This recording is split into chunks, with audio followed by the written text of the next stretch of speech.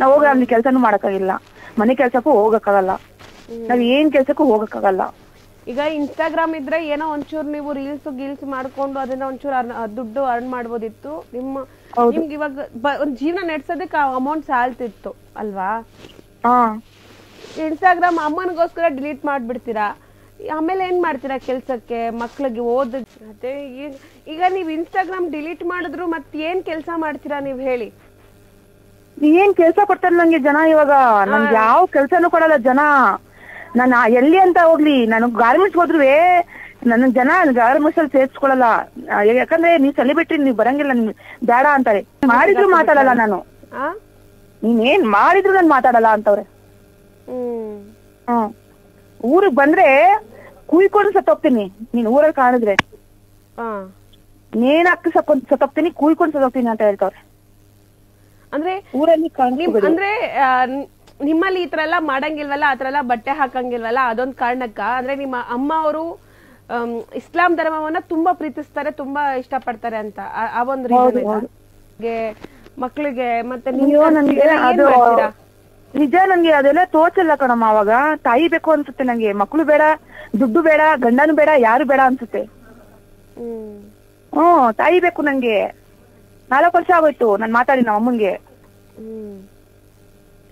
ಇವಾಗ Instagram delete ಮಾಡಿದ್ರೆ ನಿಮ್ ತಾಯಿಯವ್ರು ನಿಮ್ನ ಮಾತಾಡ್ತಾರೆ ಅನ್ನೋ ಕಾನ್ಫಿಡೆಂಟ್ ಇದ್ಯಾ? ಇಲ್ಲ ಅಂತೆ, ಮಾತಾಡಲ್ಲ ಅಂತವ್ರೆ. ಮತ್ ಹಿಂಗಾದ್ರೆ ಹೆಂಗ್ ಮಾಡ್ತೀರಾ ರೇಷ್ಮಾ ಅವ್ರೆ? ಎಲ್ರು ವೈರಲ್ ಆಗಕ್ಕಾಗಲ್ಲ ರೇಷ್ಮಾ ಅವ್ರೆ, ರೀಲ್ಸ್ ಅಲ್ಲಿ ವೈರಲ್ ಆಗಕ್ಕಾಗಲ್ಲ, ಎಲ್ರು ಹೆಸರು ಮಾಡಕ್ಕಾಗಲ್ಲ, ಎಲ್ರಿಗೂ ಇಷ್ಟೊಂದು ಫ್ಯಾನ್ ಬೇಸು ಬರಲ್ಲ. ನಿಮಗ್ ಬಂದಿದೆ ಅಂದ್ರೆ ಅದೊಂದು ಕಾರಣಕ್ಕೋಸ್ಕರ, ದೇವರ ಅನುಗ್ರಹ ಇರ್ಬೋದು ಅಥವಾ ನಿಮ್ಮಲ್ಲಿರುವಂತ ಟ್ಯಾಲೆಂಟ್ ಇರ್ಬೋದು. ಅದೆಲ್ಲದ್ರಿಂದ ಎಷ್ಟು ದೊಡ್ಡ ಮಟ್ಟಕ್ಕೆ ಬೆಳ್ದಿದ್ದೀರಾ ನೀವು. ಈಗ ಅದನ್ನ ಸಡನ್ ಆಗಿ ಹೆಂಗ್ ಬಿಟ್ಬಿಡ್ತೀರಾ ನೀವು? 4 ವರ್ಷದಲ್ಲಿ ನೀವು ಇಷ್ಟೆಲ್ಲ ಗಳಿಸಿದೀರಾ ಸಿನಿಮಾ ಇಂಡಸ್ಟ್ರಿಯಲ್ಲಿ, ಇಷ್ಟೆಲ್ಲ ಸಾಧನೆ ಮಾಡಿದೀರಾ ನೀವು, ಒಂದ್ ಒಳ್ಳೆ ಫ್ಯಾನ್ ಬೇಸ್ ನ ಹೊಂದಿದ್ದೀರಾ. 4 ವರ್ಷದ ಎಫರ್ಟ್. ಹೌದು ಅಮ್ಮ, ನಾನು ಇಸ್ಲಾಂ ಧರ್ಮದಲ್ಲಿ ಹುಟ್ಟಿದೀನಿ ಅಷ್ಟೇ.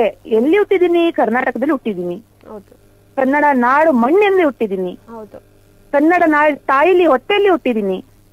ಕನ್ನಡ ಮಣ್ಣಲ್ಲಿ ಹುಟ್ಟಿ ನಾನು ಅಕ್ಕಿ ತಿಂತಾ ಇದ್ದೀನಿ, ಅನ್ನ ತಿಂತಾ ಇದ್ದೀನಿ, ಕಾವೇರಿ ನೀರು ಅಂತ ಕುಡಿತಾ ಇದ್ದೀನಿ, ಕಾವೇರಮ್ಮ ನೀರ್ ಕುಡಿತಾ ಇದ್ದೀನಿ. ನಾನು ಕರ್ನಾಟಕ ಮುಸ್ಲಿಮ್ಸ್ ಕಣಮ್ಮ. ಅದೊಂದು ಕಲೆ ನನ್ಗೆ. ಅದು ಯಾರು ಸಾಮಾನ್ಯವಾಗಿ ಯಾರು ಬರಲ್ಲಮ್ಮ, ಅದು ನನಗ್ ಬಂದಿದೆ. ಅದು ನಾನು ಬಿಡಲ್ಲ, ನಾನು ಸತ್ರು ಬಿಡಲ್ಲಮ್ಮ. ಅದು ನನ್ ಕಲೆ, ಅದು ದೇವ್ರು ಕೊಟ್ಟಿರೋ ಕಲೆ ಅದು. ನಾನು ಅದು ಸತ್ರು ನಾನು ಬಿಡಲ್ಲಮ್ಮ. ಆ 4 ವರ್ಷ ಏನೋ ಹೇಳಕ್ ಹೋಗ್ತೀಯ, ಏನೋ ಹೇಳ್ತೀಯ, ಅದು ನಮ್ಗೆ ಕೇಳಕ್ ಇಷ್ಟ. ನಿಂಗೆ ಯೂಟ್ಯೂಬ್ ಅಲ್ಲಿ ನಾವು ಫಾಲೋವರ್ಸ್ ಆಗಿದೀವಿ, ಇನ್ಸ್ಟಾಗ್ರಾಮ್ ಅಲ್ಲಿ ಫಾಲೋವರ್ಸ್ ಆಗಿದೀವಿ. ನೀನ್ ಮಾತಾಡೋದು, ನೀನ್ ಅಡಿಗೆ ಮಾಡೋದು ನಂಗೆ ತುಂಬಾ ಇಷ್ಟ ಆಗುತ್ತೆ. ಅದನ್ನ ನೋಡಿ ಅವ್ರಿಗೆ ಅವಾಗ್ಲೇ 20 ವರ್ಷದಿಂದ ಅವ್ರಿಗೆ ಸ್ಟ್ರೋಕ್ ಆಗಿತ್ತಂತೆ, ಅಜ್ಜಿಗೆ ಮಾತಾಡಕ್ ಆಗ್ತಿರ್ಲಿಲ್ಲ ಅಂತೆ ಅವ್ರಿಗೆ. ನಾನ್ ಯಾವಾಗ ಅದು ಸ್ಟಾರ್ಟ್ ಮಾಡಿದ್ನೋ ಫಸ್ಟ್ ಇಂದಾನು ನೋಡ್ತವ್ರಂತೆ ನಂದು ಇನ್ಸ್ಟಾಗ್ರಾಮ್.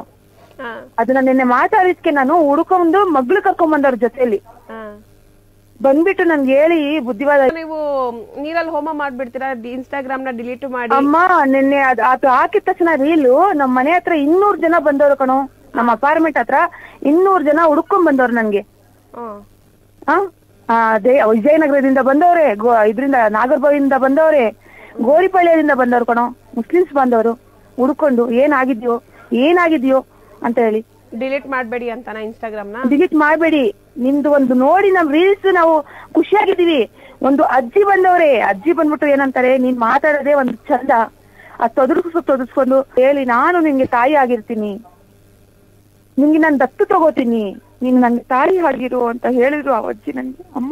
ನಂಗೆ ಅಮ್ಮನ ಸ್ಥಾನ ಕೊಟ್ಟರು. ನನ್ಗೆ ತುಂಬಾ ಖುಷಿ ಆಗಿತ್ತು. ನನಗೆ ಯಾರ್ಯಾರು ತಾಯಿಗಳು ಬಂದು ನಂಗೆ ಮಡ್ಲು ತಗೋತೀನಿ ಅಂತ ಹೇಳ್ತವ್ರೆ. ಮೊನ್ನೆ ನಾನು ಅಲ್ಲಿ ಕರ್ಸ್ಕೊಂಡ್ರು ನಂಗೆ ತಾಯಿಯ ಮಮತೆಯ ಮಡಿಲು. ಅಲ್ಲಿ ಕರ್ಸ್ಕೊಂಡು ನಂಗೆ ಮೊದ್ಲಕ್ಕಿ ತುಂಬಿ ಈ ಮನೆ ನಿಂಗೆ ತವ್ರ ಮನೆ ಅಂತ ಹೇಳ್ಬಿಟ್ಟು ಅವ್ರು ನಂಗೆ ಮೊದ್ಲಕ್ಕಿ ತುಂಬಿ ಕಳ್ಸಿದ್ರು ಕಣು. ಇಡೀ ಪ್ರಪಂಚ ನನ್ಗೆ ಪ್ರೀತಿ ಕೊಡ್ತೈತೆ, ತಾಯಿ ಪ್ರೀತಿ. ಆದ್ರೆ ನಿಮ್ ತಾಯಿ ನಂಗೆ ತಾಯಿಗೆ ಕರುಣೆ ಬರ್ತಿಲ್ಲ. ಇಲ್ಲ ಬರ್ತಿಲ್ಲ. ನಾನು ಏನ್ ಮಾಡ್ಲಿ ದಿವ್ಯಾಸ್ ಅಂತ, ನಂಗೆ ತಾಯಿ ಬೇಕು ಕಣೋ. ಯಾವ್ದೇ ತಾಯಿ ಬಂದು ಪ್ರೀತಿ ಕೊಟ್ರುವೆ ನಮ್ ತಾಯಿ ಮುಂದೆ ಕುತ್ಕೊಂಡು ಪ್ರೀತಿ ಕೊಡಕ್ಕೆ ತುಂಬಾ ವ್ಯತ್ಯಾಸ ಇದೆ ಕಣೋ, ತುಂಬಾ ವ್ಯತ್ಯಾಸ ಇದೆ. ಅವ್ರ ಪ್ರೀತಿನೇ, ತಾಯಿ ಪ್ರೀತಿನೇ. ಹೌದು. ಅವ್ರ ಎದೆ ನಮ್ಗೆ ಹಾಲು ಒಂದ್ ಕಡೆ ಕುಡ್ದು ನಾನು ಅನ್ಸುತ್ತೆ ನಮ್ಗೆ ಒಂದ್ ಕಡೆ ಅನ್ಸುತ್ತೆ ತಾಯಿಗಿಂತ ದೊಡ್ಡದ್ ಯಾವ್ದಿಲ್ಲ, ಈ ಫೇಮಸ್ ಆಗೋದು, ಈ ವೈರಲ್ ಆಗೋದು, ಹೆಸರು ಮಾಡೋದು, ಫಾಲೋವರ್ಸ್ ಗಳಿಸ್ಕೊಳ್ಳೋದು, ಇದೆಲ್ಲ ತಾಯಿಗಿಂತ ಜಾಸ್ತಿನಾ, ಬಿಟ್ಬಿಡೋಣ ಅಂತ ಅನ್ಸುತ್ತೆ.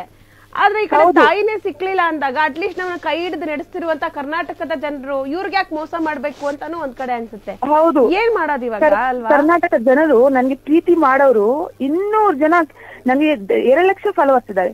ಹೌದು, 200 ಜನ ಮನೆ ಹತ್ರ ಬಂದ್ರು ನಿನ್ನೆ.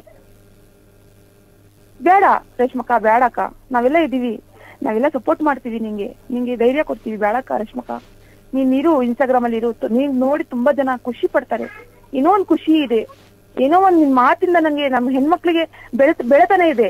ನಿನ್ ಮಾತಿದ್ರೆ ಹೆಣ್ಮಕ್ಳು ಬೆಳಿಬೇಕು, ಹೆಣ್ಮಕ್ಳಿಗೆ ಕಲಂಕ ಬರುತ್ತೆ, ಆನೆ ಇದ್ದಂಗೆ ಬೆಳಿಬೇಕು ಹೆಣ್ಮಕ್ಳು. ಇಷ್ಟು ಕಷ್ಟಪಟ್ಟು ತುಂಬಾ ಸಪೋರ್ಟ್ ಕೊಡ್ತೀಯಾ, ಹೆಣ್ಮಕ್ಳಿಗೆ ತುಂಬಾ ಸಪೋರ್ಟ್ ಕೊಡ್ತೀಯಾ, ನೀವು ಟ್ರೈ ಮಾಡ್ಬೇಕು. ಹೌದು, ನೀನು ಹೋಗ್ಬೇಡ ರೇಷ್ಮಕ್ಕ, ನಂಗೆ ಬೇಕು ರೇಷ್ಮಕ್ಕ ಅಂತ ತಪ್ಕೊಂಡು ಅಳ್ಕೊಂತವ್ರೆ ನನ್ಗೆ.